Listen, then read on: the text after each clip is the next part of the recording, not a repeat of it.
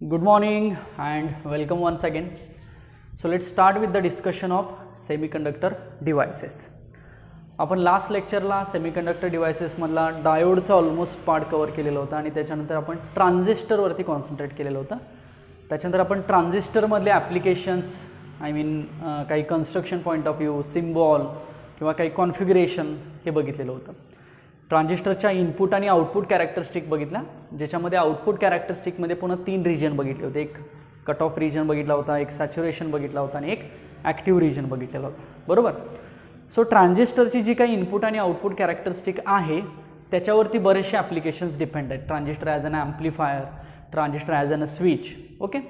So त्यातलं एक application आपण घेऊया, transistor as an amplifier. Okay. So आजचा पॉईंट आपला असेल ट्रान्झिस्टर, म्हणजे हे ट्रान्झिस्टरचं ॲप्लिकेशन आहे. So transistor as an amplifier. आता हा एक शब्द बऱ्याच वेळेला तुमच्या कानावर आला असेल, कदाचित नसेल तरी आपण याचा आज इन डिटेल मिनिंग बघूया की what is mean bye amplifier. Amplifier म्हणजे काय बघा. आता जनरली हा ॲम्प्लिफायर काय आहे तर एक इलेक्ट्रॉनिक डिव्हाइस आहे की ज्याच्यामध्ये ट्रान्झिस्टर असतं. Okay. So it is one of the device. So it is a device. Okay. Used to convert किंवा यूज्ड टू इन्क्रीज. हे कशासाठी वापरलं जातं बघा, इन्क्रीज करण्यासाठी. पण काय इन्क्रीज करण्यासाठी? Used to increase a alternating signal, AC signal. Okay. मग तो सिग्नल अगदीच व्होल्टेज असेल किंवा तो सिग्नल अगदीच करंटसुद्धा असू शकतो. ओके. किंवा तो सिग्नल अगदीच पॉवर पण असू शकतो. बरोबर. म्हणजे एक छोटंसं डिव्हाइस आहे की ज्याच्यामध्ये ट्रान्झिस्टर आहे आणि त्या डिव्हाइसचा वापर जो आहे तो अल्टरनेटिंग सिग्नलची स्ट्रेंथ इन्क्रीज करण्यासाठी. इट मीन्स टू इन्क्रीज और AC सिग्नल किंवा स्ट्रेंथ ऑफ म्हटलं तरी चालेल. Strength of, to increase strength of an AC signal. AC सिग्नलची स्ट्रेंथ वाढवणे म्हणजे काय? ॲम्प्लिफायर डिव्हाइस आहे. आणि ही जी प्रोसेस असते ह्या प्रोसेसला ॲम्प्लिफिकेशन असं म्हणतात. Okay. So the process to increase, इथनं पुढे सांगू शकतात, the process to increase strength of an AC signal that is voltage, current or power is called as a amplification. Okay. मग हा जो ट्रान्झिस्टर आहे हा ट्रान्झिस्टर ॲज अन काय केला जातो? ॲम्प्लिफायर म्हणून वापरला जातो. एक प्रॅक्टिकल एक्झाम्पल सांगतो तुम्हाला. इथे एक माईक आहे. बरोबर. सो माईक आहे, तर माईकवरती आपण इथं बोलतो. सो इथला आपला व्हॉइस आहे. बरोबर. सो हा माईक कनेक्ट केलेला असतो, एका ॲम्प्लिफायरला कनेक्ट केलेला असतो बघा. आणि ह्या ॲम्प्लिफायरला पुढं लाऊडस्पीकर कनेक्ट केलेला असतो. बरोबर. म्हणजे माईकवरती आपण बोलतो अगदी छोट्या हळू आवाजात बोलतो. बरोबर. पण साऊंडवरती आवाज येताना कसा येतो? अगदी मोठा आपल्याला ऐकायला येतो. याचा अर्थ काय? जेव्हा आपण इथं बोलतो तेव्हा आपले हे सिग्नल्स आहेत हे अल्टरनेटिंग आहेत आणि ह्याची स्ट्रेंथ जी आहे ती खूप कमी आहे. कमी स्ट्रेंथचे सिग्नल्स आहेत. कुठं? माईकमध्ये येतात. माईक हा काय? एक प्रकारचा सेन्सर आहे किंवा एक प्रकारचा ट्रान्सड्यूसर आहे. Mic is one type of transducer. तो काय करेल? आपली जे व्हायब्रेशन्स आहेत म्हणजे मेकॅनिकल एनर्जी कशात कन्वर्ट करेल? इलेक्ट्रिकलमध्ये कन्वर्ट करेल. आणि आपले जे व्हायब्रेशन्स आहेत ते व्हायब्रेशन्स इलेक्ट्रिकलमध्ये कन्वर्ट होऊन कुठे येतील? ॲम्प्लिफायरला येतील. आता ॲम्प्लिफायरचं काम काय? त्या सिग्नलची स्ट्रेंथ वाढवणं. म्हणजे लाईक दिस, सिग्नलची स्ट्रेंथ काय केली? ॲम्प्लिफायरनं वाढवली. मग जी वाढवलेली स्ट्रेंथ आहे ती आपल्याला लाऊडस्पीकरमधनं ऐकायला मिळाली. म्हणजे लाऊडस्पीकर हा आपला काय झाला? लोड झाला बघा. लोड किंवा लोड रेजिस्टन्स म्हणतो ना आपण, RL म्हणतो बघा. So loudspeaker is one of the load. So ही एक प्रॅक्टिकल एक्झाम्पल आहे बघा ट्रान्झिस्टरचं, की ट्रान्झिस्टर ॲम्प्लिफायरचं, ट्रान्झिस्टर ॲम्प्लिफाय कसं करतो सिग्नलला, ॲम्प्लिफिकेशन प्रोसेस. आणि हे एक प्रॅक्टिकल ॲप्लिकेशन म्हटलं तरी चालेल. Okay. So it is a device used to increase the strength of an AC signal called as the transistor, and it is the process to increase the strength of the AC signal is called as amplification. Okay. मग त्याच्यासाठी base current, collector to emitter voltage, base to emitter voltage हे सगळं कारणीभूत आहे तिथं. आता मी सांगितलं होतं की ट्रान्झिस्टर हा ॲक्टिव्ह रिजनमध्ये काम करतो. का ॲक्टिव्ह रिजनमध्ये काम करतो? कारण ॲक्टिव्ह रिजनमध्ये त्याची VC आणि ICची व्हॅल्यू ही जास्त असते. कट ऑफ ऑन सॅच्युरेशनमध्ये नसते. मी लास्ट लेक्चरला सांगितलेलं होतं. सो ॲक्टिव्ह रिजनमधला क्यू पॉईंट घ्यायचा आणि बायसिंग करायचं ट्रान्झिस्टरला. बायसिंग करायचं म्हणजे काय? DC पॉवर सप्लाय कनेक्ट करायचा. ओके. सो आता आपण काल याची डायग्राम बघूया ॲम्प्लिफायरची. तर ॲक्च्युली कन्स्ट्रक्शन वाईज ॲम्प्लिफायर कसा असतो बघा. ॲम्प्लिफायरमध्ये काय काय असतं तर काल आपण एक डायग्राम बघितली होती इनपुट आणि आउटपुट कॅरेक्टरिस्टिक्स फाइंड करण्यासाठी, बरोबर. तर तीच डायग्राम होती, ती डायग्राम आपण इथं फॉलो करूया ॲम्प्लिफायर कन्सिडर करण्यासाठी. याच्यामध्ये आपण काय यूज करूया, कॉमन इमिटर कॉन्फिगरेशन यूज करूया. काल पण हेच होतं ना, common emitter configuration. Okay, so common emitter configuration कसं होतं बघा. पहिल्यांदा ट्रान्झिस्टर ड्रॉ करायचा लाईक दिस. कॉमन इमिटर आहे ना, सो हा इमिटर टर्मिनल आपण ग्राउंड केलं. ओके, त्याच्यानंतर इथं आणि इथे एक रेजिस्टन्स घेऊया आपण. ओके, ॲज वेल ॲज आपण इथे एक रेजिस्टन्स घेऊया आणि इथं तो सप्लाय कनेक्ट करूया. ओके, सिमिलरली तो इथं सप्लाय कनेक्ट करूया. ठीक आहे, सो ह्याला आपण नाव देऊया VBB असं नाव देऊया. ह्याला आपण इथं VCC असं नाव देऊया. ओके, आणि जो आपला रेजिस्टन्स आहे त्याला आपण RL म्हणूया, RL. ओके, मग हे बेस टू इमिटर व्होल्टेज झालं बघा इथं असलेलं, म्हणजे हे VBE झालं आणि हे कलेक्टर टू इमिटर झालं बघा, म्हणजे VCE झालं. ओके, आता इथं आपल्याला इनपुट सिग्नल अप्लाय केला पाहिजे. तो सिग्नल कसा असणार आहे, AC असणार आहे ना. सो Vin म्हणतो बघा मी. हा AC सिग्नल आहे ना आपला. आवाज म्हणजे आपले व्हायब्रेशन्स आहेत ते इलेक्ट्रिकलमध्ये कन्वर्ट होतात तेव्हा त्याला AC सिग्नलच म्हणतो ना आपण. सो हा AC सिग्नल आपण इथं अप्लाय केलेला आहे. ओके, आणि आपल्याला हे VCE चेक करायचं. ओके, म्हणजे याच्या अक्रॉस किती व्होल्टेज मिळेल हे आपण इथं बघायचं आहे. ओके, सो आता बघा पहिल्यांदा याचं जे हे झालं कन्स्ट्रक्शन इझी आहे अगदी. आता वर्किंग कसं चेक करायचं बघा. वर्किंग आता सगळ्यात पहिली केस काय घेऊया, फर्स्ट केस, की समजा Vin 0 करूया. ओके, सो Vin ची व्हॅल्यू 0 करूया, म्हणजे हे Vin नको अप्लाय करायला आता. ओके, इनपुट व्होल्टेज म्हणजे AC सिग्नल द्यायचा नाही एम्प्लिफायरला. मग आपल्याला माहिती आहे जर AC सिग्नल नाही दिला तर हा इनपुट लूप आहे ना, ह्याला आपण RB नाव देऊया. ओके, आणि ह्याचा जो इनपुट इम्पिडन्स आहे त्याला आपण RI म्हणूया. सो ही जी साईड आहे, ही साईड ही इनपुट साईड आहे आणि ही जी साईड आहे ती आउटपुट साईड आहे. मग सुरुवातीला काय की हा Vin 0 आहे, हा नाही आहे इथं. मग राहिलं फक्त एवढंच, DC राहिलं ना फक्त, सगळे हे DC हे DC, AC नाही आहेच. सो या केसला काय होणार आहे, आपण इथं किर्चॉफ्स व्होल्टेज लॉ अप्लाय करू शकतो, इथं किर्चॉफ्स व्होल्टेज लॉ अप्लाय करू शकतो. मग आउटपुट लूपला ॲट आउटपुट लूप आपण जर KVL अप्लाय केला तर आपल्याला इक्वेशन कसं मिळेल बघा. सो आउटपुट लूपला जर आपण KVL अप्लाय केलं तर आपल्याला इक्वेशन मिळेल VCC is equal to VCE plus IC into RL मिळेल बघा. जर तुम्ही ह्या लूपला जर व्यवस्थित बघा, 3 व्होल्टेज आहेत ना, इथे एक व्होल्टेज आहे, हे एक व्होल्टेज आहे आणि हे एक व्होल्टेज आहे, तिघांची प्लस मायनस केली ना आपल्याला हे इक्वेशन मिळालं. ह्याला इक्वेशन नंबर 1 म्हणूया आपण. चालेल का बघा. So this is the equation that is VCC is equal to VCE plus IC into RL. Similarly आपण काय करूया, at input loop KVL apply करूया. इनपुट लूपला KVL अप्लाय केला तर काय येईल, VBB is equal to VBE plus IB into RB येईल बघा. सेम याच्यासारखंच इक्वेशन घ्यायचा प्रयत्न करा. बघा इथं सुद्धा 1 2 3 हे सुद्धा व्होल्टेज आहे ना, इथे एक व्होल्टेज आहे, हे एक व्होल्टेज आहे, हे एक व्होल्टेज आहे, तिघांची प्लस मायनस केली. आता हे KVL तुम्हाला माहिती आहे कसं आपण सॉल्व्ह करायचं ते. सो 2 इक्वेशन्स आपण फाइंड आउट केली. ओके, ही झाली आपली फर्स्ट केस. नाऊ इथं लिहितो मी सेकंड केस. आता Vin काय करूया, अप्लाय करूया. सो Vin 0 नाही आहे, आता काहीतरी Vin प्लस आहे असं आपण म्हणूया. Vin काहीतरी आपण तिथे अप्लाय करतोय असं आपण म्हणूया. अल्टरनेटिंग सिग्नल आता अप्लाय करायचं आहे. मग मला सांगा, एक व्होल्टेज याच्यामध्ये वाढलं, मग ह्या व्होल्टेजमुळे काहीतरी करंट असेल ना. ओके, मग तोही करंट कुणासारखा असेल, ह्या बेस करंट सारखाच असेल ना, कारण बेस करंटमधनं जातोय ना, फक्त तो अल्टरनेटिंग करंट असेल. ओके, म्हणजे दोन्ही बेस करंट जवळपास सेम असतात, फक्त Vin अप्लाय केल्यामुळे तिथं बेस करंट आला. मग बेस करंट आला तर काय होणार बघा, ह्या इक्वेशनमध्ये चेंज होणार आहे. ओके, मग ह्या इक्वेशनमध्ये चेंज काय होणार, हा VBB आहेच, पण याच्यामध्ये कोण वाढवला आपण, Vin वाढवला बघा. सो VBB प्लस काय झालं, Vin झालं. नेक्स्ट हे आहे तसंच VBE plus IB RB plus delta IB घेतला मी. डेल्टा IB म्हणजे काय, change in alternating base current. मग डेल्टा IB आला, मग डेल्टा IB कोणामधनं फ्लो होणार, RB मधनं पण फ्लो होणार आहे. सो तिथलं व्होल्टेज किती आलं, एवढं आलं ना. सिमिलरली डेल्टा IB कोणामधनं फ्लो होणार आहे, इनपुट रेजिस्टन्स इनपुट इम्पिडन्समधनं पण फ्लो होणार आहे. म्हणून हे इक्वेशन मी मॉडिफाय केलं. So this is modified version or modification of equation 2. Modification of 2 कधी, वेन Vin इज अप्लाइड. हे लिहा असं हवं तर तुम्ही सगळं, वेन Vin इज अप्लाइड.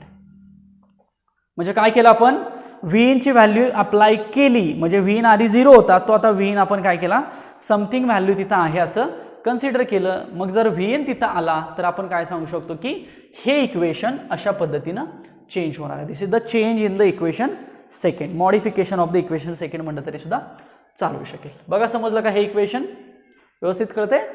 हेच इक्वेशन मी अजून दुसऱ्या पद्धतीने लिहू शकतो. इथं लिहितो मी, तुम्ही फक्त सिक्वेन्स बघा मी कशा पद्धतीने लिहितोय ते.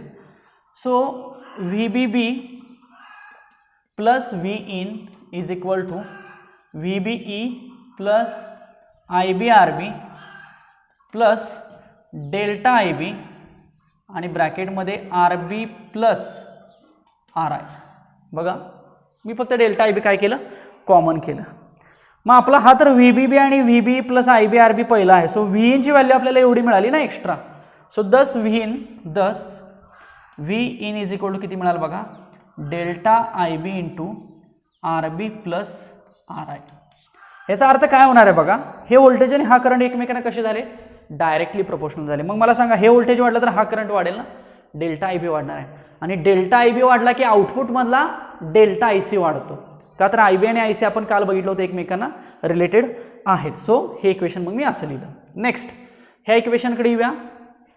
So V C E is equal to मी लिहितो बघा V C C minus I C into R L लिहितो बघा, चालेल का बघा. So V C is equal to V C C minus I C into R L मी लिहिलं, चालेल. आता मला सांगा हा वाढला म्हणजे हा वाढला आणि हा वाढला की ऑब्विसली हा वाढतो. मग हे जर वाढलं तर हे कमी होणार आहे ना, आणि हे जर कमी झालं तर हे वाढणार आहे. ओके, पण इनडायरेक्टली आपण काय म्हणूया की आय सी वाढला की हा ऑब्विसली वाढणारच आहे. का तर दोन सायकल्स आहेत ना, एकदा प्लस आणि एकदा मायनस आहे, फक्त रिव्हर्स डायरेक्शनला वाढणार आहेत.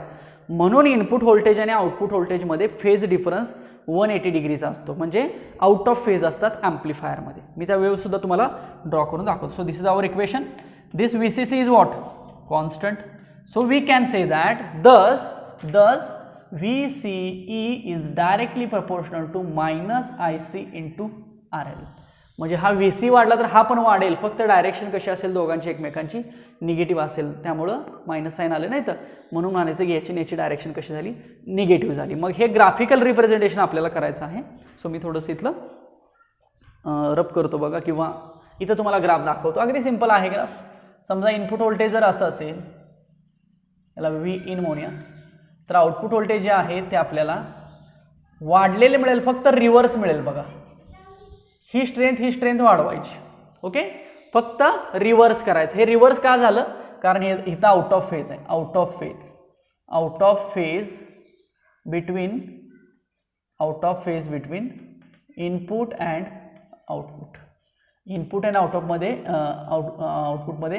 180 डिग्री फेज शिफ्ट असते, ह्याला आउट ऑफ फेज म्हणायचं. आणि आउट ऑफ फेज का आलं तर ह्या निगेटिव्ह साईन मुळे आलं. Okay, so this is nothing but the amplifier can be used or transistor can be used as an amplifier. आता याच्याशी रिलेटेड काही 1-2 डेफिनेशन्स आहेत, त्या डेफिनेशन्स आपण बघूया. इथपर्यंत समजलं का बघा सगळ्यांना, राईट डाऊन दिस. ओके, सो त्याच्या रिलेटेड बघा पुढचं काही स्टॅटिस्टिक आहे ते अगदी इझी आहे. सो आताचं इक्वेशन आपण काय बघितलं बघा, आपण इक्वेशन बघितलं की व्ही सी ई किती असतं, is equal to V C C minus I C R L इतकं आपण बघितलं. ओके, हेच आपण V C E is equal to minus I C R L सुद्धा म्हणू शकतो, का तर हे कॉन्स्टंट आहे ना व्ही सी सी. ओके, हेच इक्वेशन असं लिहिलं जात तरी चालतं. So V C is equal to minus I C into R L. Okay, आणि हा V C delta V C म्हणजेच कोण आहे, आउटपुट व्होल्टेज आहे. So output voltage is equal to delta V C is equal to minus I C into R L, असं जरी लिहिलं तरी चालू शकतं. So this is the amplification process and the equation shows the amplification factor. Okay, आता मला सांगा हा जो आय सी आहे, मी बघा असं लिहितो delta V C is equal to I C बद्दल आपण काल बघितलं होतं बघा, beta is equal to I C upon I B बघितलं होतं, चालेल. सो देअरफॉर हाच फॉर्म्युला मी ए सी साठी जर म्हटलं तर delta I C is equal to delta I B into beta A C म्हटलं तर चालेल. बघा चालू शकतं, फक्त मी आय सीला डेल्टा केला, ए सी साठी लिहितो ना आपण. So delta V C is equal to minus of, आपण असं लिहिलं तरी सुद्धा चालू शकतं, beta A C delta I B into R L. हेच इक्वेशन असं लिहिलं तरी सुद्धा काही हरकत नाही. हे इक्वेशन सुद्धा आपल्याला ॲम्प्लिफिकेशन फॅक्टर शो करतं. सो आपल्याला एक डेफिनेशन मिळाली बघा. दस AC करंट गेन मिळाला आपल्याला. AC करंट गेन काय मिळाला? Beta AC is equal to delta IC upon delta IB. So it is a ratio of change in collector current to the change in base current. असं लिहा याच्या खाली. AC current gain is defined as change in change in collector current to the or it is the ratio of change in collector to the change in base current. हे सुद्धा तुम्ही लिहू शकता. Similarly तुम्ही also व्होल्टेज गेन डिफाइन करू शकता. Voltage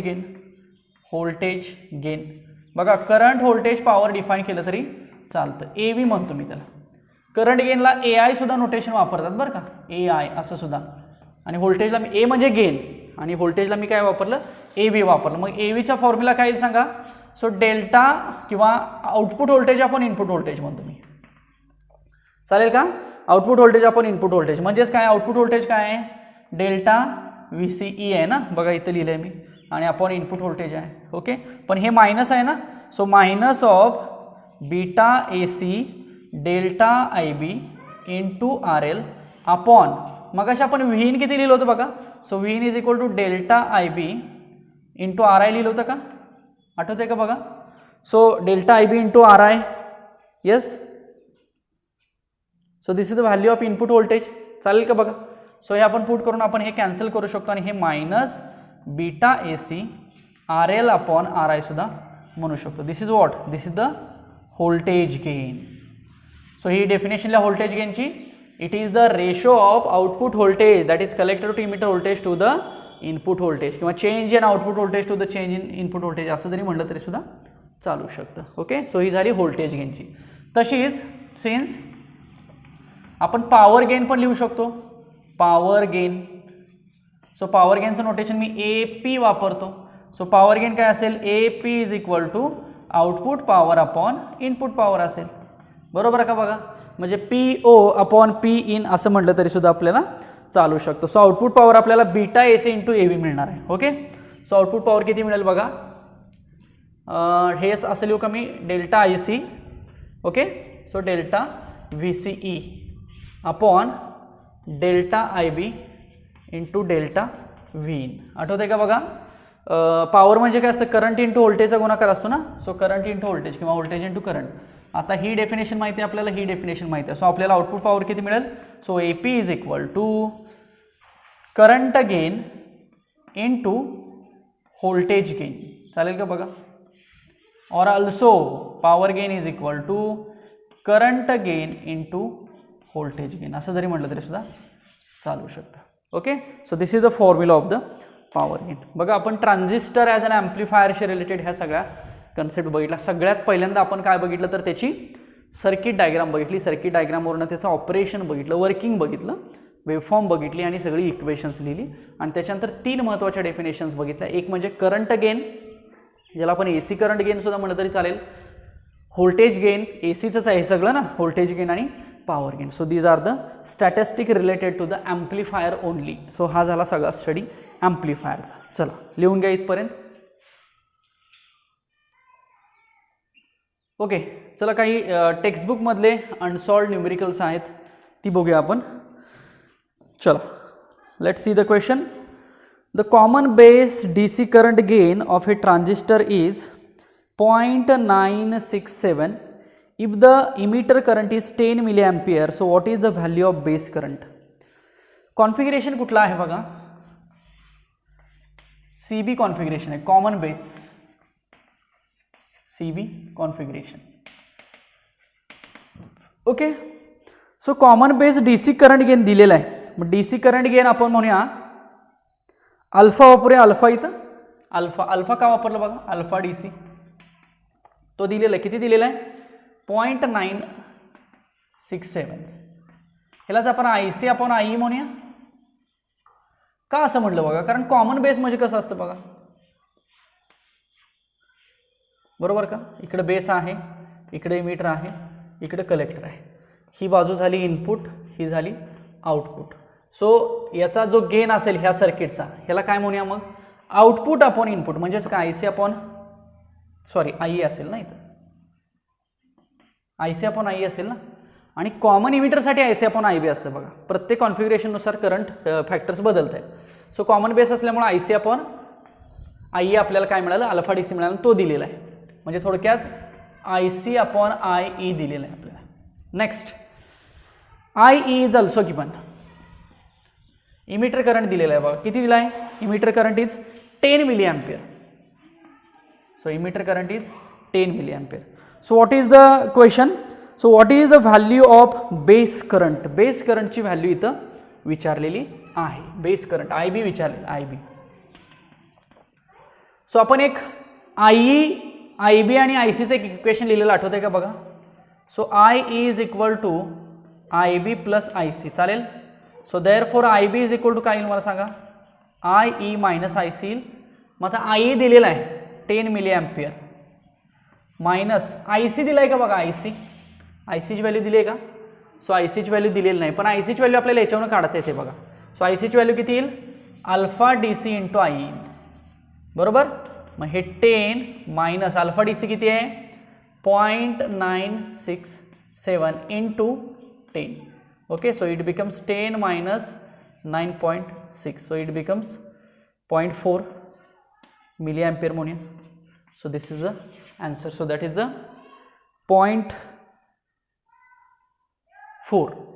हेच 0.33 आलेलं आहे बुकमध्ये 0.33. आपण IE कसा घेतो त्याच्यावरती डिपेंड आहे. सॉरी हा 967 आहे बघा, सॉरी. मग हे 9.67 येईल, त्यामुळे हे 0.33 येईल बघा. चालेल. So this is the answer. समजलं का बघा, कॉमन बेस कॉन्फिगरेशन आहे, फॉर्म्युले तेच आहेत. IE is equal to IB plus IC किंवा alpha is equal to IC upon IE, alpha IC upon IB. कॉन्फिगरेशनवरती आपण फॉर्म्युला डिफाईन करतो. कॉन्फिगरेशन आपण 3 बघितलेलं आहेत, त्याच्यावर आपण हा फॉर्म्युला डिफाईन केला. So this is the first numerical example from the text book. Next, in a common base connection, पुन्हा एकदा हेच आहे. A certain transistor has an emitter current of 10 milli ampere and collector current of 9.8 milli ampere. So emitter current दिलेला आहे दुसऱ्या एक्झाम्पलमध्ये. So IE दिलेला आहे 10 milli ampere. Okay, then collector current दिलेला आहे 9.8 milli ampere. Okay, and we have to find out the base current, that is IB आपल्याला find करायचं आहे. मग हे रिलेशन आपण डायरेक्ट वापरूया. So IE is equal to IB plus IC. So IB is equal to what, IB is equal to IE minus IC. मग IE किती आहे 10 मिली एम्पियर मायनस IC किती आहे 9.8 milli ampere. So it becomes 0.2 milli ampere. So this is the value of base current and our final answer. आता इथं काय milli एम्पियरचा ampere करत बसायची गरज नाही, शेवटी मग तसंच करावं लागतं. म्हणून जे काही करंट्स आहेत ते मिली एम्पियरमध्ये आहे तसेच ठेवले, आणि शेवटी येणारा आन्सर पण आपण कशात कन्सिडर केलं, मिली एम्पियरमध्ये कन्सिडर केलं. So this is our answer. समजलं. सेकंड क्वेश्चन जो आहे त्याचा आन्सर आपल्याला मिळाला IB is equal to 0.2 milli ampere. Next third question बघूया from text book. In a common base connection the emitter current is 6.28 milli ampere. पुन्हा एकदा emitter current दिलेला आहे, क्वेश्चन वाचतो आधी. And collector current is 6.20 milli ampere. Determine the common base DC current gain. पुन्हा common base configuration दिलेलं आहे. Emitter current 6.28 milli ampere, 6.28 milli ampere. This is the value of emitter current. Okay, so this is given. Next, collector current is also given 6.20 milli ampere. Collector current 6.20 milli ampere. So emitter आणि collector असे दोन current दिलेले आहेत, आणि विचारलेला आहे alpha DC काढायचं बघा. Determine the common base DC current gain. So alpha DC is equal to IC upon IE ना. So alpha DC is equal to IC upon IE. So IC किती आहे 6.20 आणि हे 6.28. सो शेवटी मिली एम्पियर मिलीला मिली कॅन्सल होईल. So 6.20 आणि 6.28चा रेशो तुम्हाला घ्यायला लागेल 0.987. 0.987. This is the answer. बघा तिन्ही आन्सर्स तुमच्यासमोर आहेत. पहिल्यांदा क्वेश्चन व्यवस्थित लिहून घ्या, दिलेल्या क्वेश्चनप्रमाणे गिवन पॉईंट्स डिफाईन करा, आणि गिवन पॉईंट्सवरून मग फॉर्म्युले यूज करून मग हे सगळे आन्सर्स काढू शकता. अगदी बेसिक आणि छोटे छोटे आहेत. हेच तुम्हाला कॉमन इमिटरसाठी जरी विचारलं तरी सुद्धा सॉल्व करता येतील. पण बेसिक असं आहे की हे तिन्ही कॉन्फिगरेशन जी आहेत ती कॉमन बेस कॉन्फिगरेशन्स आहेत, त्यामुळे तिघांसाठी ऑलमोस्ट फॉर्म्युला आपण सेम वापरलेला आहे. ओके, हेच एक्झाम्पल तुम्हाला कॉमन इमिटरसाठी सुद्धा कदाचित येऊ शकतं. ॲम्प्लिफिकेशन फॅक्टर काढा असं येऊ शकतं, जो बीटा डी सी आपण म्हणतो, IC/IB. हे डिपेंड आहे तुम्हाला कशा पद्धतीने विचारतील, पण टेक्स्टबुकमध्ये एवढीच न्यूमेरिकल्स होती, तेवढी इथं आपण घेतलेली आहे. बघा समजलं का? सो आजच्या या पार्टमध्ये आता हा ट्रान्झिस्टरचा पार्ट जो होता, म्हणजे पहिला डायोडचा पार्ट होता, त्याची ॲप्लिकेशन्स होती, नंतर ट्रान्झिस्टरचा पार्ट त्याचं हे ॲप्लिकेशन होतं. अजून एक ट्रान्झिस्टरचं ॲप्लिकेशन आहे स्विच म्हणून, तर ते काही सिलेबसला नाही आहे, पण ते सुद्धा सोपं आहे, कारण ट्रान्झिस्टर ॲज अ स्विच आणि ॲम्प्लिफायर हा जास्त प्रमाणात यूज केला जातो. त्यातलं हे सगळ्यात महत्त्वाचं application, transistor can be used as an amplifier. त्यामुळं ट्रान्झिस्टरचा जो काही पार्ट होता तो आपला इथं आता कव्हर झालेला. आता आपला शेवटचा एक पार्ट राहिलेला आहे, तो म्हणजे लॉजिक गेट्स. अगदी इंटरेस्टिंग पार्ट आहे, तो घेऊया आणि मग अजून काही टेक्स्टबुकमधले काही न्यूमेरिकल्स असतील तर ते बघूया, आणि मग हवं तर पुढच्या लेक्चरला आपण मल्टिपल चॉईस क्वेश्चनचं डिस्कशन करू. आज अजून एक थेरी पॉईंट आहे, तेवढा घेऊया, कारण लॉजिक गेटसुद्धा इन डिटेल तुम्हाला व्यवस्थित सांगणं गरजेचं आहे. त्यामुळे जे काही 4 ते 5 तुम्हाला सिलेबसला लॉजिक गेट्स आहेत, अगदी व्यवस्थित त्याचं सिम्प्लिफिकेशन इथं तुम्हाला मी सांगेन, म्हणजे तुम्हाला त्याच्यावरती पुन्हा सगळे न्यूमेरिकल्स सोडवता येतील. तुम्हाला कदाचित लॉजिक हा टॉपिक तुम्हाला याच्यामध्ये असेल, मॅथमॅटिक्समध्ये ट्रू फॉल्स वगैरे ते टॉपिक असेल बघा, तर तशाशीच रिलेटेड हा टॉपिक आहे लॉजिक गेट्स म्हणून. यातला पुढचा पार्ट आहे जो की डिजिटल कम्युनिकेशन किंवा डिजिटल इलेक्ट्रॉनिक्समध्ये बेसिक आहे, आणि तो तिथं जास्त यूज केला जातो, म्हणून तुम्हाला हा इथे फिजिक्समध्ये शिकायचा आहे. सो ऑलमोस्ट ट्रान्झिस्टर आपला कव्हर झालेला आहे. ही सगळी एक्झाम्पल्स लिहून घ्या. आपण बघूया आता लॉजिक गेट्स. ओके, चला पुढचा पार्ट बघूया, लॉजिक गेट, जो इंटरेस्टिंग आहे, मॅथमॅटिकल रिलेटेड आहे. लॉजिक गेट्स अगदी इन डिटेल बघूया आपण हे, की लॉजिक गेट्स काय आहेत, लॉजिक गेट्स कुठले कुठले आहेत, आणि लॉजिक गेट्स का आणि कशासाठी यूज केले जातात. ओके, सो सगळ्यात महत्त्वाचं आपण ॲनालॉग आणि डिजिटल असं कंपॅरिझन सुरुवातीला करू. आत्ताचं जे काही बघितलं बघा, डायोड असेल, ट्रान्झिस्टर असेल, ते जे काही सिग्नल्स असतील, ग्राफ असतील, हे सगळे ॲनालॉग होते. Analog continuous, varying continuously with respect to time.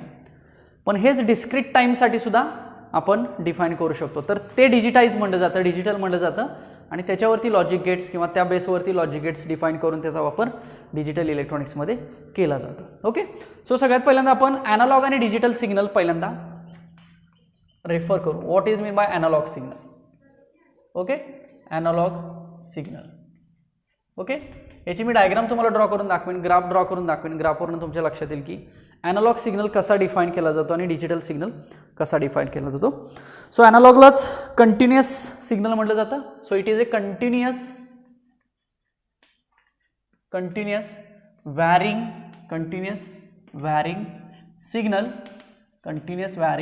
Signal with respect to time.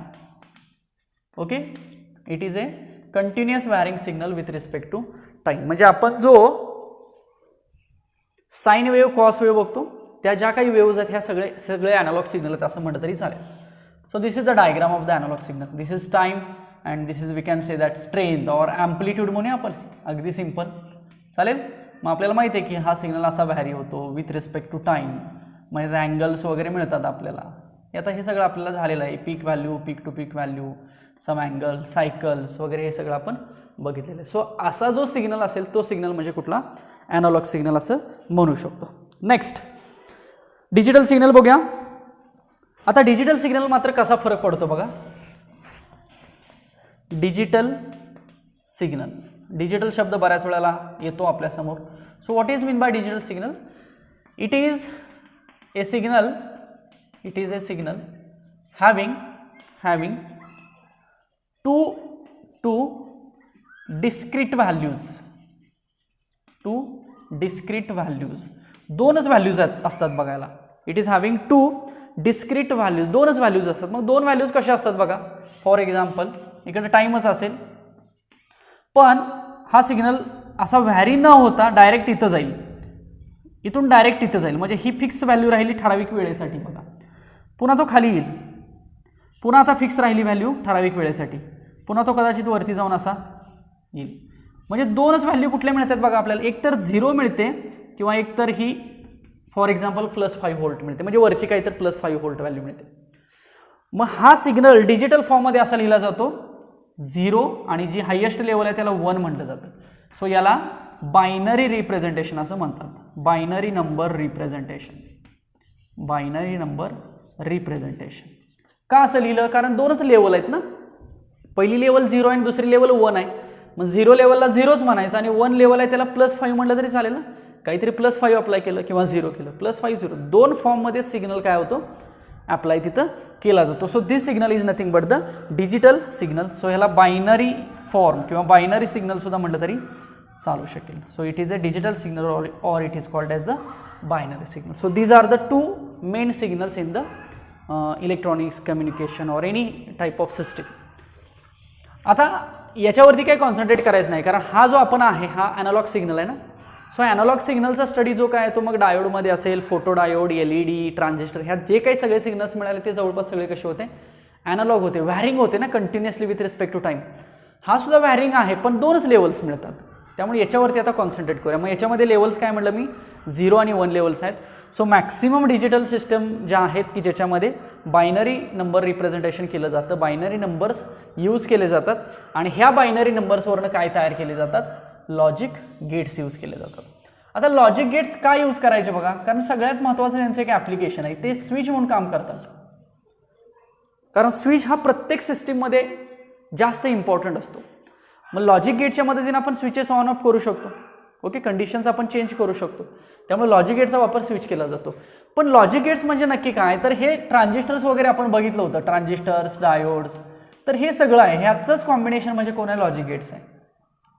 फक्त त्याचं जे फॅब्रिकेशन आहे ते इंटिग्रेटेड चिपच्या फॉर्ममध्ये आहे. म्हणजे IC म्हणतो ना आपण, ICच्या फॉर्ममध्ये त्याचं फॅब्रिकेशन केलं जातं आणि हे सगळे ट्रान्झिस्टर्स आहेत यांचंच ॲप्लिकेशन हे तिथं डिजिटलमध्ये लॉजिक गेट्समध्ये कन्वर्ट केलं जातं. फक्त लॉजिक गेट्स म्हणजे आपल्याला IC मिळतात बघा, त्या पर्टिक्युलर ICचा एक नंबर असतो, त्या नंबरवरती आपण तो IC कुठलं फंक्शन करणार आहे, कुठलं काम करणार आहे हे डिफाईन करू शकतो. ओके, सो पहिल्यांदा डेफिनेशन बघूया. Logic gates definition. आता लॉजिक गेटला बघा डेफिनेशन, ह्याला एक नंबर ऑफ इनपुट्स असतात पण याचं आउटपुट एकच असतं कारण स्विच म्हणतो ना आपण, ॲज अ आउटपुट आपल्याला स्विच वापरायचं आहे. So A digital circuit with one or more input signal, A digital circuit with one or more input signal, but only one output signal. एकच सिग्नल असेल पण इनपुटला मात्र काय 2 किंवा 2 पेक्षा जास्त सिग्नल्स असू शकतात, 2 असू शकतात, एकही असू शकेल.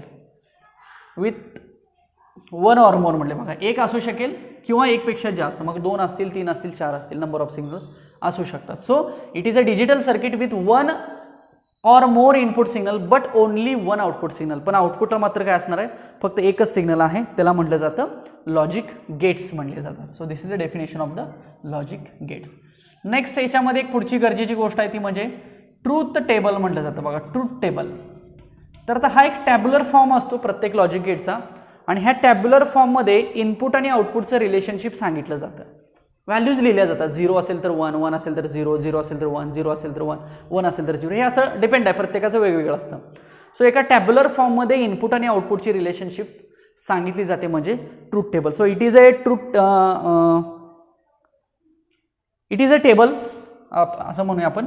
It is A table which shows, बघा समजण्यासारखी देतो अगदी, विच शोज द पॉसिबल म्हणजे ज्या काय आहेत त्या possible input output combinations values. Okay, म्हणजे इनपुट आणि आउटपुटच्या पॉसिबल ज्या व्हॅल्यूज आहेत कॉम्बिनेशनच्या त्या व्हॅल्यूज कोणाच्या मदतीनं सांगितल्या जातात, ट्रूथ टेबलच्या मदतीनं सांगितल्या जातात. म्हणून तो ट्रूथ टेबल प्रत्येक लॉजिक गेटमध्ये काय केला जातो, यूज केला जातो किंवा कन्सिडर केला जातो. ओके, नेक्स्ट बुलियन एक्सप्रेशन बघूया. Next third definition is about Boolean expression. So mathematical expression बघा, हे बुलियन एक्सप्रेशन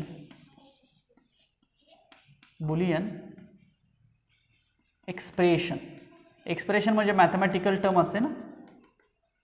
सो प्रत्येक लॉजिक गेटचं एक बुलियन एक्सप्रेशन असतं. त्या बुलियन एक्सप्रेशनवरून आपण ट्रूथ टेबल डिफाईन करू शकतो, त्याचा लॉजिकल सिम्बॉल ड्रॉ करू शकतो, त्याचं स्टेटमेंट डिफाईन करू शकतो. ओके, सो बुलियन एक्सप्रेशन एक मॅथमॅटिकल स्टेटमेंट आहे. So the mathematical statement that provide the relationship between input and output. Simple आहे बघा. द मॅथमॅटिकल रिलेशन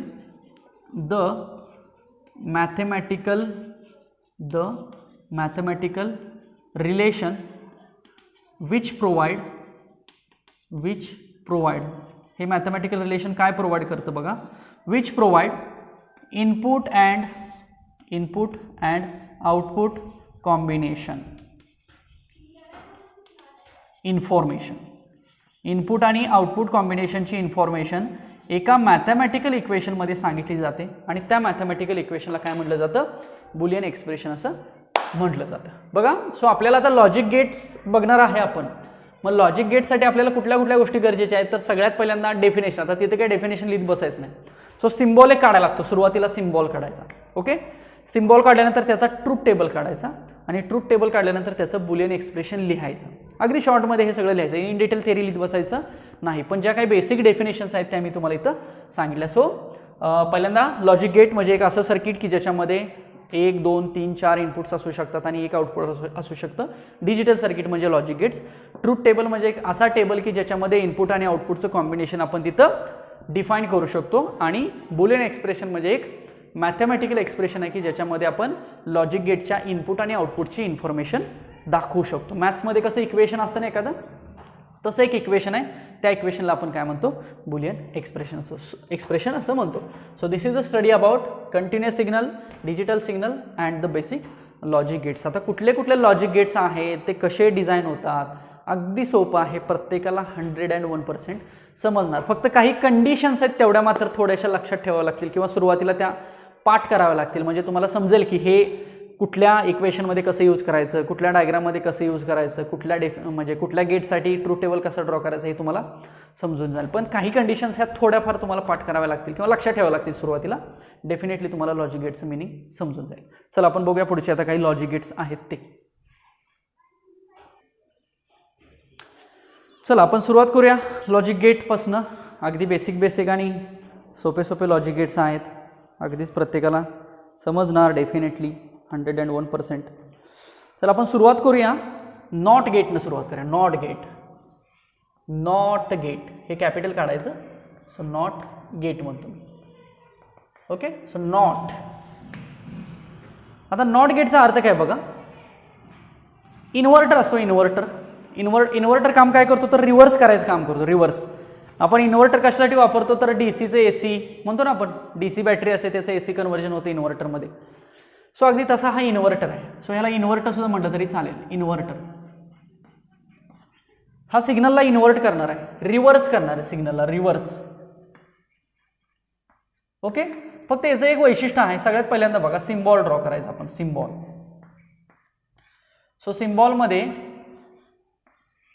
जो डायोडचा सिम्बॉल काढलेला होता आपण, अगदी त्या पद्धतीने सिम्बॉल ड्रॉ करायचा. फक्त इथे एक नॉट दाखवायचा बघा, नॉट. ओके, हा एक नॉट टाईप असलेला इथं एक सिम्बॉल दाखवायचा. सो इकडं आपल्याला इनपुट अप्लाय करावं लागेल आणि इकडं आपल्याला आउटपुट अप्लाय करावं लागेल. तुम्हाला सिम्बॉलवरनं लक्षात येतंय की किती नंबर ऑफ इनपुट आहेत आणि किती नंबर ऑफ आउटपुट आहेत. सो इनपुट एकच आहे, आउटपुट पण एकच आहे, बरोबर. मग मला सांगा, जर ट्रूथ टेबल आपण काढायचं असेल तर पॉसिबल कॉम्बिनेशन्स कसे डिफाईन करायचे बघा. ट्रूथ टेबल म्हणतो मी. दुसरा पॉईंट आपला असेल ट्रूथ टेबल. बघा, प्रत्येक गेटसाठी काय काय काढायचं तुम्हाला लक्षात ठेवा. पहिल्यांदा सिम्बॉल काढायचा त्या गेटचा, नंतर त्या गेटचा ट्रूथ टेबल काढायचं. मग ट्रूथ टेबल काढत असताना टेबलच आहे ना तो एक प्रकारचा.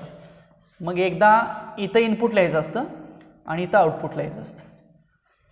मग मला सांगा, नंबर ऑफ इनपुट 1 आहे, नंबर ऑफ आउटपुट हे नेहमी 1च असतं, फक्त इनपुट बदलत राहतात. आता इथं मात्र इनपुट किती आहे, एकच आहे. एकच तुम्ही इनपुट देऊ शकतात आणि आपल्याकडे इनपुट्स किती असतात, एकतर 0 देऊ शकतो किंवा एकतर 1 देऊ शकतो ना. मग एकदा तुम्ही इनपुट 0 देऊ शकता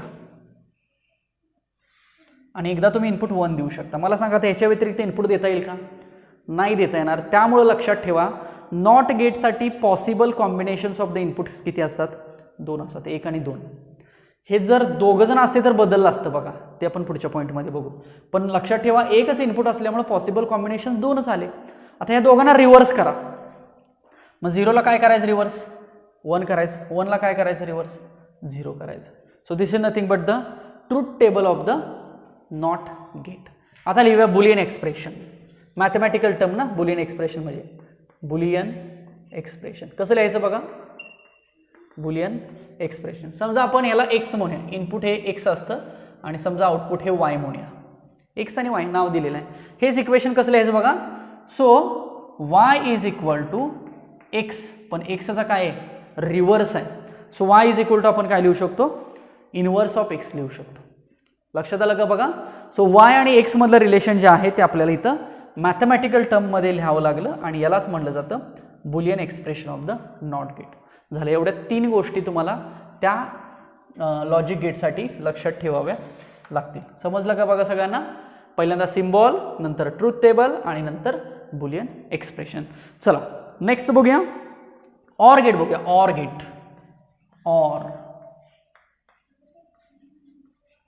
ऑर गेट एक लक्षात ठेवा. ऑर म्हणलं की सम करायची, समेशन करायची, समेशन ॲडिशन करायची. लक्षात ठेवण्यासाठी पुढं याच्या पुढं आहे अँड गेट. अँड गेट म्हटलं की मल्टिप्लिकेशन करायची. सो सगळ्यात पहिल्यांदा सिम्बॉल बघा मी ड्रॉ करतो. सिम्बॉल कसा असतो.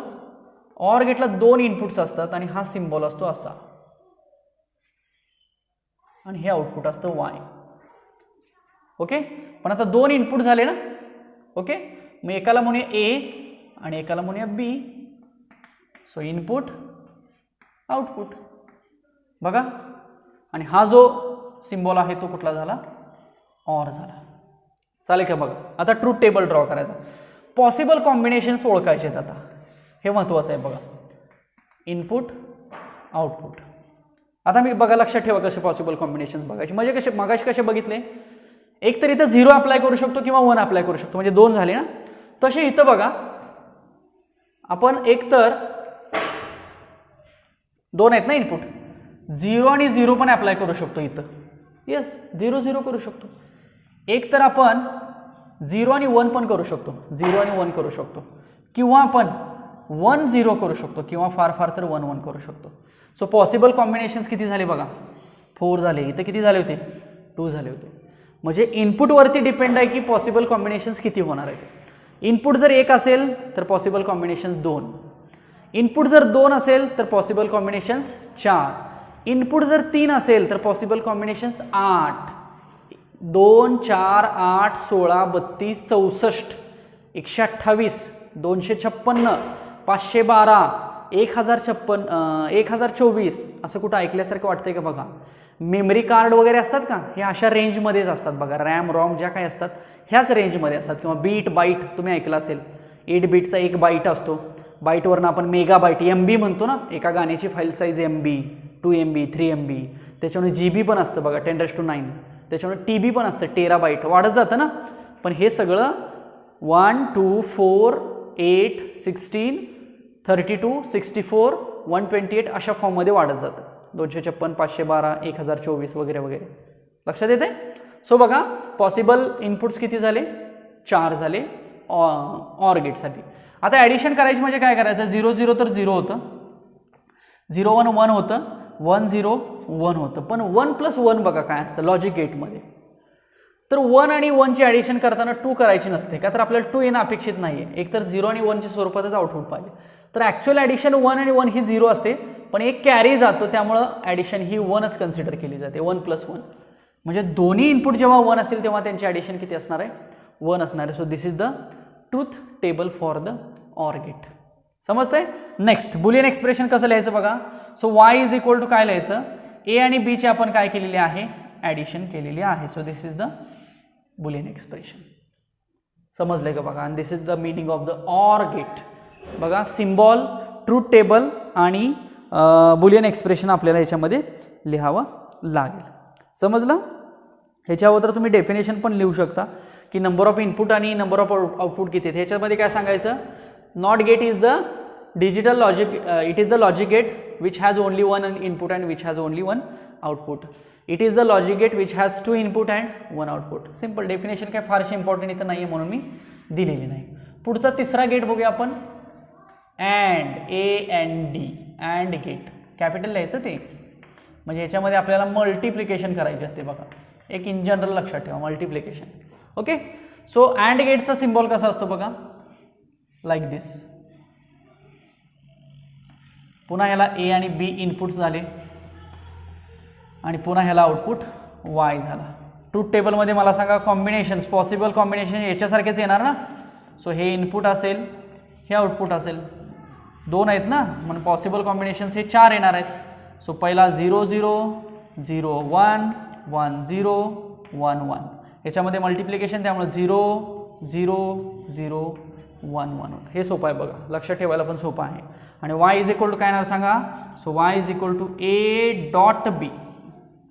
दिस इज व्हेरी इम्पॉर्टंट, डॉट दिसला पाहिजे बघा. So not gate, or gate आणि and gate, and all these 3 are called as basic logic gates. हे सगळे जे आहेत ह्या सगळ्यांना बेसिक लॉजिक गेट्स असं म्हटलं जातं. आय होप की तुम्हाला हे इथपर्यंत क्लिअर झालं असेल, कारण याच्या पुढचे पण लॉजिक गेट्स आहेत, त्याचा सुद्धा स्टडी आपल्याला करायचा आहे. पण आधी हे 3 बेसिक लॉजिक गेट्स सगळ्यांना समजणं अपेक्षित आहे. याच्या पुढचे पण समजतील, पण पुढचे समजण्यासाठी हे माहीत पाहिजेत ना. ओके. नॉट गेट माहीत पाहिजे, ऑर गेट माहीत पाहिजे, अँड गेट माहीत पाहिजे. हे जर समजले की मग पुढचे समजायला सोपं पडतं. ओके. त्यामुळं पुढचे गेट आपण बघूया. चला हे लिहून घ्या इथपर्यंत, व्यवस्थित याची नोट्स प्रिपेअर करा सगळ्यांनी. चला पुढचे गेट्स बघूया आपण, ज्यांना की डिराइव्ड गेट्स असं म्हटलं जातं. म्हणजे लॉजिक गेट जे आपण बेसिक आत्ता बघितले त्याचा वापर करूनच पुढचे गेट्स डिझाईन केले जातात. सो सगळे आता पुढं आपण 3 गेट अजून बघणार आहे. सो तिन्हीचाही पुन्हा स्टडी मी इथं ड्रॉ करतो. सो पहिला बघा, मी डिराइव्ड गेट असं म्हणतो, derived gates. Okay. So first derived gate आहे तो काय करूया आपण, नॉर लिहूया, नॉर गेट. लक्षात राहण्यासारखं आहे बघा, काही अवघड नाही याच्यामध्ये. सो हे दोघांचं कॉम्बिनेशन आहे थोडक्यात. नॉर गेट म्हणजे दोघं जण आहेत त्याच्यामध्ये. एन म्हणजे नॉट आणि ऑर गेट, फक्त ऑर गेट आधी लिहायचा. सो थोडक्यात काय करायचं, ऑर आणि नॉट गेट करायचं बघा. म्हणजे जेव्हा तुम्ही ऑर गेट आणि नॉट गेटचं कॉम्बिनेशन करता तेव्हा तुम्हाला काय मिळतो, हा नॉर गेट मिळतो. फक्त सुरुवातीला काय करायचं, ऑर गेट करायचं आणि नॉट गेट. आता ऑर पण माहीत आणि नॉट पण माहीत आहे. ओके. सो सिम्बॉल बघा कसा येईल पहिल्यांदा. हे कम्पॅरेटिव्हली तुम्ही लिहिलं तरी सुद्धा चालेल, काही हरकत नाही. असं एका समोर एक. पहिल्यांदा काय म्हटलं मी, ऑर गेट घ्यायचा लाईक दिस, आणि याला पुढे काय करायचं, नॉट गेट कनेक्ट करायचं. ओके. ऑर गेट घ्यायचा आणि पुन्हा त्याला नॉट गेट कनेक्ट करायचा, म्हणजे तुम्हाला काय मिळेल, नॉर गेट मिळेल. बघा 2 इनपुट आहेत. हा कुठला गेट आहे आपला, हा ऑर गेट आहे, आणि हा कुठला आहे, नॉट गेट आहे. बरोबर. पुन्हा आउटपुट मी ह्याला वाय म्हणतो, ह्याला आउटपुट ए आणि बी म्हणतो. आता इथं जे येणार आहे ते काय असणार आहे, ए प्लस बी असेल ना, आणि इथं जे येणार आहे ते याचं रिव्हर्स असेल. म्हणजे काय असेल थोडक्यात, ए प्लस बी बार असेल. बघा रिव्हर्स करावं लागेल ना. So this is the symbol. हा सिम्बॉल असाही काढला जातो कंबाईनमध्ये. इथं ऑर काढला जातो आणि यालाच पुढे इथं एक बबल काढला जातो, म्हणजे हा शेवटी कोण झाला, नॉर गेटच झाला. लक्षात येते का बघा. आता ट्रूथ टेबल मगासारखंच पॉसिबल कॉम्बिनेशन जे आहे ते आपल्याला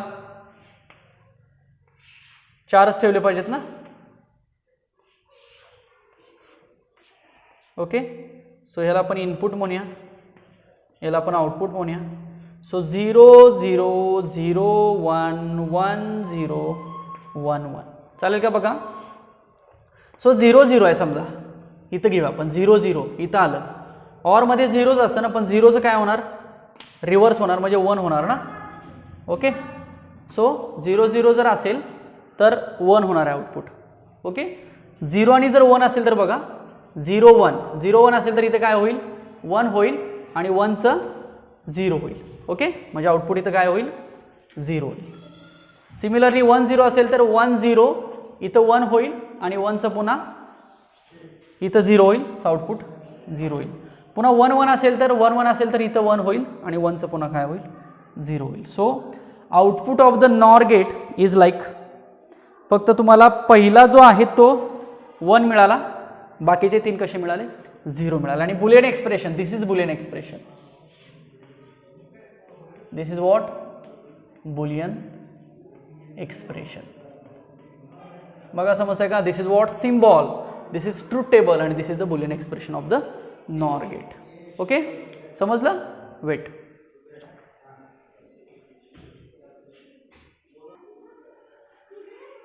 ओके नॅन्ड असेल आता पुढचा नॅन्ड गेट. आता हा जसा ऑर आणि नॉटचं कॉम्बिनेशन होतं तसा नॅन्ड काय असेल बघा, नावातच आहे बघा नॅन्ड. नॉट आणि अँड असतील ना, फक्त आधी अँड घ्यायचा आणि त्याला पुढे काय करायचा नॉट कनेक्ट करायचं ना.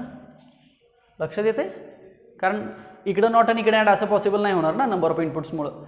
सो पहिल्यांदा सिम्बॉल, पहिल्यांदा तुम्हाला अँड गेट काढावं लागेल आणि ह्याला पुढं नॉट गेट जोडावं लागेल. असा हे झालं ए, हे झालं बी, हे झालं वाय, किंवा हेच तुम्ही असंही काढू शकता कंबाईनमध्ये. इथं बबल काढला मी. सो हा झाला ए, हा झाला बी आणि हा झाला वाय. ह्याला निगेशन पण म्हणतात ना, बारला निगेशन पण म्हणतात बघा, रिव्हर्स होतं ते. सो हा झाला सिम्बॉल कोणाचा नॅन्ड गेटचा झाला, नॅन्ड गेट. बघा मी इथंच बुलियन एक्सप्रेशन लिहितो बघा. ए आणि बीचा आउटपुट काय येणार आहे, ए डॉट बी येणार बघा इथं, बरोबर का, कारण हा कुठला गेट आहे अँड आहे ना. सो अँडचं आउटपुट मी लिहिलं आणि ह्याला पुन्हा रिव्हर्स करायचं आहे. मग रिव्हर्स केल्यानंतर काय येणार, ए डॉट बीचा रिव्हर्स, दोघांना बाहेर येणार आहे. सो ते झालं बुलियन एक्सप्रेशन. आता ट्रूथ टेबल कसा असेल बघा, इथं इनपुट आहे, इथं आउटपुट आहे. पॉसिबल 4च असणार ना, कारण नंबर ऑफ इनपुट 2च आहेत. सॉरी 0 0 0 1 1 0 1 1. आता 0 0 असेल, 0 0 असेल तर अँडचं आउटपुट 0च असतं ना. सो 0चं 1 होणार आहे, पुढं रिव्हर्स होणार ना. जर 0 1 असेल, 0 1 असेल तरी अँडचं आउटपुट काय असतं 0च असतं, हे पुढे जाऊन 1 होणार. सिमिलरली ह्याचं पण 1 होणार. 1 1 असेल तर अँडचं आउटपुट काय होतं 1च होतं, पण 1चं मात्र पुढं 0 होणार. बघा ह्याच्या रिव्हर्स मिळालं का बघा, हे 1 3 0, हे 3 1 1 0 असं मिळालं, थोडंसं रिव्हर्स झालं का बघा. सो हा झाला आपला कुठला पुढचा नॅन्ड गेट. बघा समजलं का, symbol then truth table and Boolean expression you have to find out. Okay next पुढचा बघूया, एक्स ऑर बघूया. एक्सक्लुझिव्ह ऑर म्हणलं जातं बघा त्याला, एक्स ऑर गेट. हा थोडासा वेगळा आहे बघा, एक्स ऑर गेट. हा कसा लक्षात ठेवायचा तेही मी तुम्हाला सांगतो. ओके एक्सक्लुझिव्ह म्हणलं जातं म्हणून त्याचं नोटेशन वापरलेलं आहे एक्स ऑर गेट. सो पहिल्यांदा काय करायचं, त्याचं बुलियन एक्सप्रेशन लक्षात ठेवायचं. So Y is equal to A plus, आणि प्लसला असा राऊंड केला बघा, एक्सक्लुझिव्ह म्हणतात त्या सिम्बॉलला. ओके मग हा सिम्बॉल कसा लिहिला जातो, तर ए bar B plus A B बार करायचं. बघा बुलियन एक्सप्रेशन पहिल्यांदा लक्षात ठेवा, म्हणजे पुढचं सोपं जाईल. So A bar B plus A B bar is the Boolean expression for the X OR gate. आणि आता सिम्बॉल जो आहे तो ऑरिंग आहे ना. सो लाईक दिस, हा सिम्बॉल आहे ह्याचा ऑर सारखाच काढला जातो. सो ह्याला ए म्हणूया, ह्याला बी म्हणूया. ओके आणि ह्याला आपण वाय म्हणूया. So this is the symbolic representation of the X OR gate. Okay आणि जो वाय असेल तो काय असेल, ए एक्सक्लुझिव्ह बी असेल. ओके आता ह्याचा ट्रूथ टेबल इम्पॉर्टंट आहे बघा. ट्रूथ टेबलसाठी सरळ याच्यावरनं जायचं आहे आपल्याला. सो बघा मी काय करतो, पहिल्यांदा इनपुट 2 आहेत, पॉसिबल केस आहेत 4च, 3 4. ओके इनपुट काय काय असू शकतात, 0 0 0 1 1 0 आणि 1 1 असू शकतं.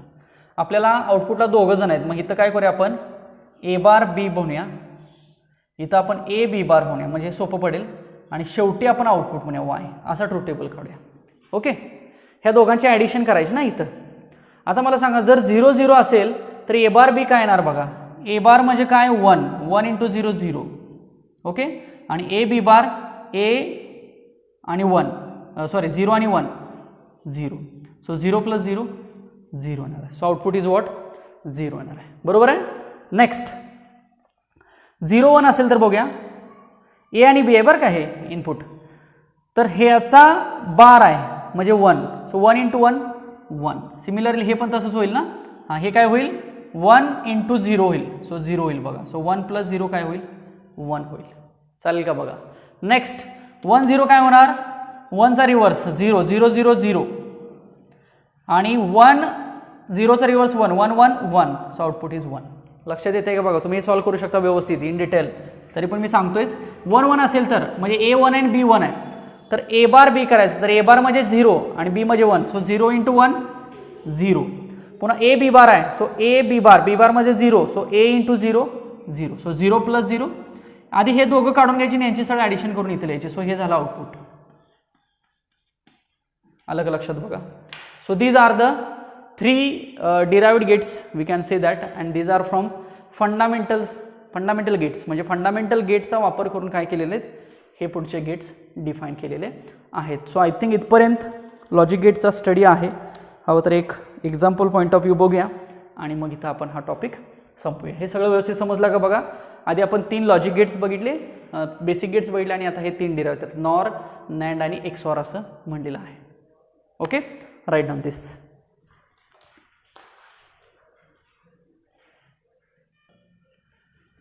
चला एक एक्झाम्पल देतो तुम्हाला, एक थोडंसं एक्झाम्पल, कॉन्फिडन्स येईल ही लॉजिक गेट्स कसे सॉल्व्ह करायचे असतात. मी तुम्हाला सिम्बॉल्स देतो आणि सिम्बॉल्सवरून आपण बघूया की ट्रूथ टेबल कसे ड्रॉ करायचे. ओके, सो पहिला सिम्बॉल बघा मी काय ड्रॉ करतो. Like this A and B.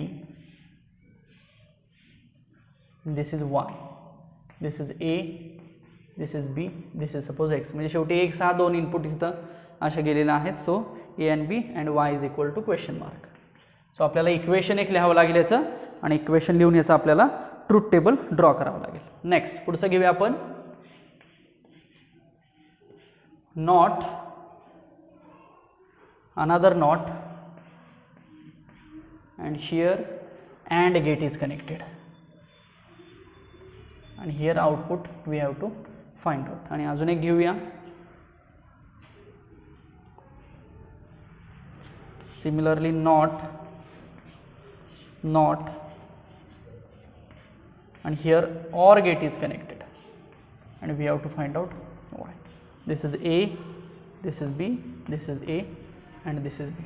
So these are suppose questions आणि याचंच आन्सर आपण इथंच पुढे लिहूया. ओके, आता याच्यावरून आपल्याला काय करायला लागेल, पहिल्यांदा बुलियन एक्सप्रेशन लिहावं लागेल ॲज वेल ॲज आपल्याला त्याचा जो काही ट्रूथ टेबल आहे तो ड्रॉ करावा लागेल. ओके, सो ट्रूथ टेबल बघा. आता पहिल्याचा बघूया आपण. इथं X आहे, इथं A आहे, इथं B आहे आणि इथं Y आहे असं आपण बघा. आता इथं X एकच टर्मिनल आहे ना, मग 2च पॉसिबिलिटीज असणार, एक तर 0 असेल किंवा 1 असेल, बरोबर. मग जर इथं 0 असेल तर दोघं पण 0 असतील ना, कोण कोण, A आणि B पण 0 असतील, बरोबर. आणि A आणि B जर 2 0 असतील तर ते नॉर गेटला कनेक्टेड आहेत. सो नॉर म्हणजे काय असतं, ऑर आणि नॉट असतं बघा. सो ऑरमध्ये काय होणार, 0 + 0 0 येणार आणि त्याचं रिव्हर्स करायचं म्हटलं की त्याची व्हॅल्यू काय येणार आहे, 1 येणार आहे. लक्षात येते का बघा, हे ऑर गेटचं ऑपरेशन कळलं पाहिजे. नेक्स्ट 1 आला इथं, दोघांना पण 1 1 झाला. सो जेव्हा 1 1 होईल तेव्हा ऑर गेट काय होतं, 1च होतं आणि 1चं कॉम्बिनेशन होतं रिव्हर्स होतं. लक्षात आलं का बघा. So this is nothing but the truth table of first equation. आणि आता आपल्याला ह्याला काय करायचं आहे, ह्याला आपल्याला बुलियन एक्सप्रेशन लिहायचं आहे. सो बुलियन एक्सप्रेशन बघा, y इज इक्वल टू, मी लिहितो बघा. तर हा A आणि B आहे. A आणि B कुणाला दिलेले आहेत, ऑरला दिलेत. म्हणजे Aचं आणि Bचं काय होणार आहे, ॲडिशन होणार आहे. पण ऑरला पुढं कोण आहे, नॉट आहे, म्हणून A आणि Bला काय होणार आहे. So this is what Boolean expression. ह्यालाच X बार म्हटलं तरी पण चालेल ना, हा रिव्हर्स झाला नाही तर, कारण X म्हणजे कोण, A + B आहे ना, सिम्पल. लक्षात आलं. नेक्स्ट हे बघूया आता, याचा ट्रूथ टेबल बघूया. याला A म्हणू, इनपुट आहे ना हे A आणि B, आणि आउटपुट डायरेक्ट आपण Y म्हणू. ओके, आता A 2 इनपुट आहेत, म्हणजे इथं एकतर 0 0 0 0 असू शकतं, 0 1 असू शकतं, 1 0 असू शकतं आणि 1 1 असू शकतं. चालेल का बघा, पॉसिबिलिटी चालेल. आता इथं कोण आहे मला सांगा, A बार आहे ना, आणि इथं कोण आहे, B बार आहे. पुन्हा A बार आणि B बारचा हा कोण आहे, अँड आहे, म्हणजे कोण असेल, A बार डॉट B बार असेल बघा. So this is what Boolean expression. हा अँड आहे ना, कळते सगळ्यांना. मग इथं तुम्ही ए बार बी बारचा पण कॉलम काढू शकता. जर इन डिटेल अजून समजत नसेल व्यवस्थित तर समजून घेण्यासाठी तुम्ही ए बार बी बार आणि मग वाय लिहिलं तरी सुद्धा चालेल. चला आता बघूया आपण. ए पहिल्यांदा 0 0 आले दोघं जण. 0 आला, इथं 1 झाला. सो आता हा 1 आला आणि इथं पण हा 1 आला. तर 1 आणि 1 ॲड काय असतो? 1च असतो बघा. So 1 1 1 is 1. नेक्स्ट इथं 0 आला, आता इथं 1 झाला. सो 1 आला. इथं 1 होता, तो इथं 0 झाला. सो 1 0 काय असतं? अँडचं 0 असतं. नेक्स्ट इथं 1 होता, इथं 0 झाला. इथं 0 होता, इथं 1 झाला. सो 0 1 अँडसाठी काय असतं? 0च असतं. नेक्स्ट 1 आला, इथं 0 झाला. 1 आला, इथं 0 झाला. सो 0 0 अँडचं काय असणार आहे? 0च असणार. So this is the output. लक्षात येते का बघा? ट्रूथ टेबल बघा, बुलियन एक्सप्रेशन बघा. बुलियन एक्सप्रेशनवरनं सुद्धा आपण ट्रूथ टेबल आपल्याला समजून घ्यायला मदत पडते. नेक्स्ट हा बघूया आता. इथं बघा हा ऑर आहे ना, हा नॉट आहे, हा इथे एक नॉट आहे, बरोबर. सो ट्रूथ टेबल कसा ड्रॉ करायचा? 1 2 3. मी ठीक आहे, तुम्हाला मगाशी म्हटलं होतं ना तसं मी डिटेल करतो इथं, म्हणजे तुम्ही याचा हवं तर ट्राय करा. सो हा ए, हा बी, हा ए बार, हा बी बार आणि हा वाय. आणि वाय म्हणजेच कोण आहे? ए बार आणि बी बारची ॲडिशन आहे ना, का तरी तो ऑर गेट आहे. मगाशी वाय म्हणजे कोण होता सांगा? ए बार आणि बी बारचं मल्टिप्लिकेशन होतं ना, बरोबर आहे का? Boolean expression. सो याचं बुलियन एक्सप्रेशन असेल ए बार प्लस बी बार असेल. ओके. सो पॉसिबल केसेस पुन्हा 4, 1 2 3 अँड 4. ओके. सो 0 0 0 1 1 0 1 1. चला आता 0 असेल तर ए बार 1 होणार, बी बार 1 होणार, हा 1 होणार, हा 0 होणार. हे आधी लिहून घेऊया. हा 0 होणार, हा 1 होणार आणि हा 0 होणार आणि हा 0 होणार. आता ह्या दोघांची काय करायची? ॲडिशन करायची. त्यामुळे इकडे बघायची पण गरज नाही ना. असं केलं की लक्षात येतं बघा. सो 1 + 1 काय असतं? 1च असतं. 1 0 काय असतं? 1च असतं. 0 1 काय असतं? 1च असतं. 0 0 काय असतं? 0 असतं. सो 3 1 मिळाले आपल्याला. ओके. आणि लास्टचा जो आहे तो 0 मिळाला. So this is the output, we can say that. Okay. अशी बरीचशी एक्झाम्पल अजून आहेत. अजूनही एक्झाम्पल्स आपण अशी कन्सिडर करू शकतो आणि त्याच्यावरून आपण यांचं रिलेशन सांगू शकतो. बघा समजली की हे एक्झाम्पल पॉईंट ऑफ व्ह्यू घेतलं आणि याच्या आधी मग आपण जे काय असतील ते लॉजिक गेट्स घेतलेले. ओके. सो इथं आपला हा टॉपिक संपतोय. आपण पुढच्या लेक्चरला आता टॉपिकमधले अनसॉल्व न्यूमेरिकल्स होते, 3च होते, तेवढेही आपण इथं आज घेतलेले आहेत. आता फक्त राहिलं काय? CETचे क्वेश्चन. सो नेक्स्ट लेक्चर पूर्ण आपण जे काय आपलं डायोड होतं, LED होतं, सोलर होतं, फोटो डायोड होतं, ट्रान्झिस्टर होता, नंतर लॉजिक गेट्स होते, ह्या सगळ्यांच्या वरचे जे काही MST CETचे क्वेश्चन्स आहेत ते आपण पुढच्या लेक्चरला डिस्कस करूया. म्हणजे पुढच्या लेक्चरला पूर्णपणे हा टॉपिक संपून जाईल. ओके. सो तुम्हाला हे व्यवस्थित समजलं असेल. यात काही शंका असेल तर डेफिनेटली लिहून ठेवा आणि तशी ती मला व्हॉट्सॲपवरती विचारा. डेफिनेटली त्याचं तुम्हाला मी आन्सर सांगेन. ओके. सो थांबूया आपण आज इथंच. पुढच्या लेक्चरला भेटूया. पुढचे मल्टिपल चॉईस क्वेश्चन्स घेऊन या टॉपिकचे. तोपर्यंत अभ्यास करा आणि काही शंका असतील तर विचारा. Thank you so much.